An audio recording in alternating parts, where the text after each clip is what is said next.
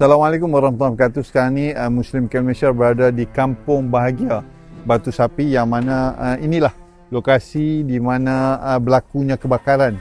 Kami sekarang berada di sebelah dengan Masjid Darussalam, yang mana tidak terkesan oleh api yang membakar hampir keseluruhan Kampung Bahagia ni. Daripada pengalaman yang diceritakan, memang api marak dengan begitu pantas dan tidak dijangka akan berlaku sampai sedemikian rupa lah. Yang mana mereka ni bercampur lah, ada yang mempunyai kerakyatan Malaysia dan juga yang tiada dokumen lah. Jadi itulah realiti yang berlaku, tetapi apapun sebagai sebuah NGO kemanusiaan, kita bantu semua tanpa mengira latar belakang. InsyaAllah selagi mana mereka ni ditimpa musibah, insyaAllah kita akan bantu. Dan Alhamdulillah pada hari ini kita telah pun menziarahi sebanyak 8 PPS yang mana menempatkan begitu ramai lah mangsa-mangsa kebakaran ini, dan Alhamdulillah mereka amat bersyukur di atas pemberian kita walaupun tidak seberapa, tapi ia sangat memberi manfaat. Pada ketika ini kami sedang berada di penempatan SIM di Gelanggang Futsal, yang mana terdapat 170 lebih keluarga yang berada di sini, yang melibatkan hampir 600 lebih mangsa yang terlibat.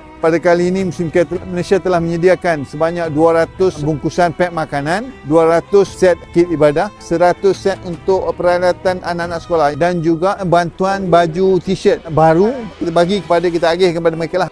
Kami mengucapkan terima kasih pada seluruh para penyumbang Muslim Camp Malaysia yang telah menyumbang bagi menjayakan misi bantuan kemanusiaan kebakaran Kampung Bahagia Batu Sapi Sandakan Sabah. InsyaAllah semoga Allah SWT menggantikan ataupun mengganjari dengan sebaik-baik ganjaran di atas semua yang telah diberikan, insyaAllah. Terima kasih Muslim Camp Malaysia, bantuan kemanusiaan Tasis Padan Sandakan Sabah.